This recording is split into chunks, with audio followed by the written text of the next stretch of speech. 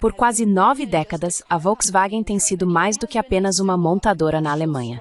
Ela tem sido um símbolo de força industrial e da estabilidade econômica do país. É por isso que o que está acontecendo agora importa muito além de uma única fábrica ou marca. Pela primeira vez em seus 88 anos de história, a Volkswagen está encerrando a produção de veículos em um local dentro da Alemanha. E de todos os lugares, esse local é Dresden. Enquanto o governo do chanceler Merz se concentra na militarização e na preparação para a guerra a qualquer custo, mesmo que isso signifique cortar gastos sociais e prejudicar seus próprios eleitores, a economia alemã está desmoronando diante dos nossos olhos. O que está acontecendo com a Volkswagen, uma das mais antigas e maiores fabricantes alemãs e, sem dúvida, uma das mais antigas e maiores montadoras europeias, é uma prova clara disso.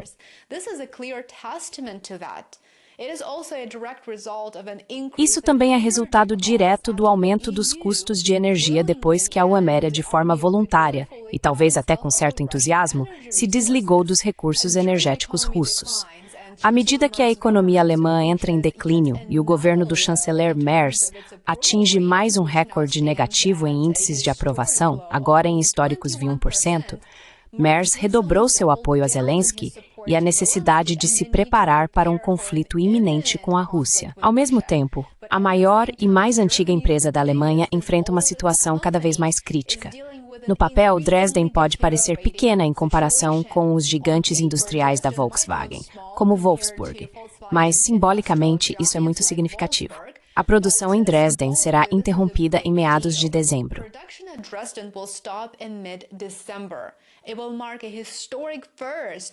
Isso marcará um feito histórico para a maior montadora da Europa.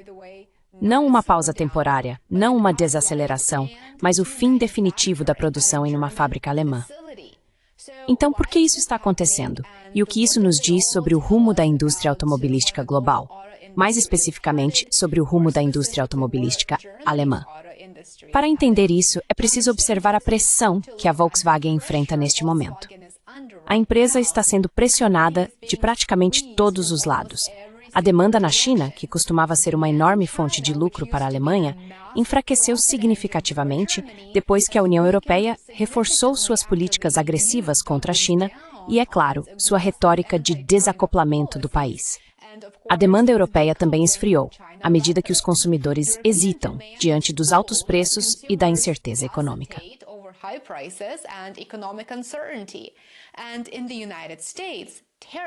E, nos Estados Unidos, as tarifas estão pesando nas vendas, especialmente de veículos elétricos. Tudo isso afeta uma coisa primeiro e com mais força: o fluxo de caixa. A Volkswagen ainda é lucrativa, é claro, mas a margem de erro está diminuindo e diminuindo rapidamente. A empresa tem cerca de 160 bilhões de euros reservados para investimento nos próximos 5 anos, mas até esse valor já é menor do que o planejado anteriormente. Há apenas alguns anos, a Volkswagen falava em gastar algo próximo de 200 bilhões de euros em um período semelhante.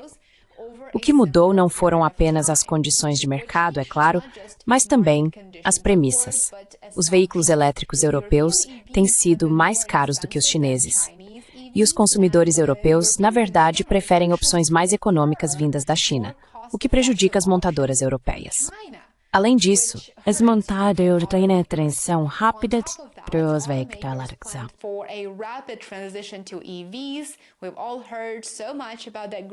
Todos nós já ouvimos muito sobre essa agenda verde e eles esperavam implementá-la relativamente rápido. Queriam eliminar gradualmente os motores a gasolina. Agora, essa transição parece mais lenta, mais confusa e mais cara do que o esperado. Os motores movidos a combustíveis fósseis provavelmente continuarão por mais tempo, o que significa que serão necessários novos investimentos. Isso também exige tecnologias de gasolina atualizadas, ao mesmo tempo em que essas montadoras estão investindo pesado em suas tecnologias de veículos elétricos. Elas estão investindo em software, baterias e sistemas autônomos. O diretor financeiro da Volkswagen, Arno Antlitz, já alertou que o fluxo de caixa continuará sob pressão daqui para frente. Então, você acha que isso significa que haverá mais fechamentos planejados? É claro que sim.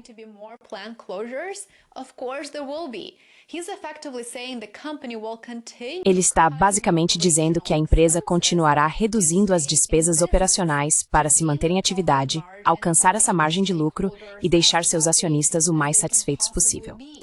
Como o analista observou, a Volkswagen está agora ativamente buscando maneiras de cortar gastos e aumentar os lucros operacionais onde quer que seja possível. E é aí que Dresden entra na história. Este é apenas o primeiro sinal. Essa medida também se encaixa em um plano de reestruturação mais amplo que eu já mencionei em um vídeo anterior. No ano passado, como você talvez saiba, a Volkswagen chegou a um acordo com os sindicatos para cortar 35 mil empregos na marca Volkswagen na Alemanha até o fim da década. Esse acordo tem como objetivo reduzir custos e, ao mesmo tempo, manter as fábricas principais em funcionamento. O importante é que isso não se trata apenas do fechamento de uma única planta.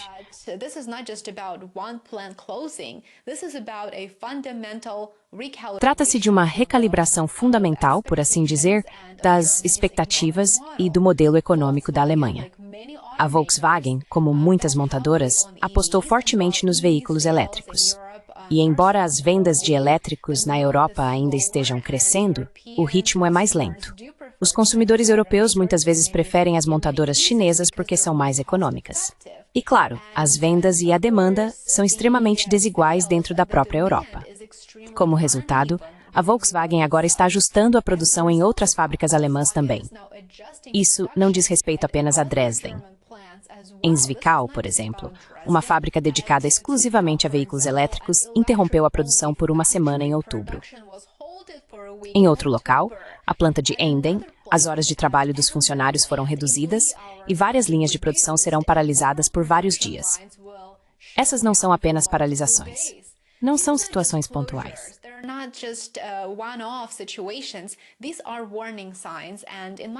Esses são sinais de alerta e, na minha opinião, devem ser percebidos como tal. Tanto Zwickau quanto Emden, como acabei de mencionar, produzem apenas veículos elétricos, o que as torna especialmente vulneráveis quando a demanda por EVs diminui.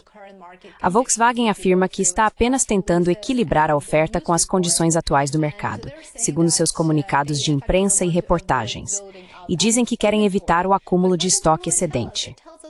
Mas o que isso realmente nos diz? Nos diz que eles sabem que a demanda está fraca e provavelmente continuará fraca, se não piorar ainda mais.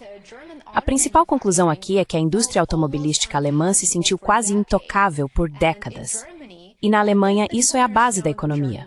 Pense no emprego.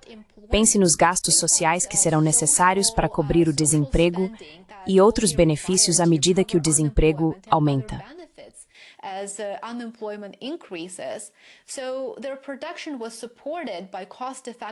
Então, sua produção era sustentada por energia de baixo custo importada da Rússia, que por décadas foi uma fonte confiável que impulsionou as economias europeias. Mas agora que a Europol está decidida a uma rápida militarização a qualquer custo, terá de explicar à sua população por que os padrões de vida estão caindo. O governo da UE, especialmente a Alemanha, no nosso caso, sob o comando do chanceler Merz, terá de lidar com o descontentamento social e o declínio do desempenho econômico, enquanto avança com suas políticas externas e internas fracassadas. Os planos podem desacelerar, mas fechamentos dentro da Alemanha eram anteriormente impensáveis. Esta não é uma situação típica. E como podemos ver agora, a suposição de que as montadoras alemãs estão de alguma forma protegidas já não se sustenta.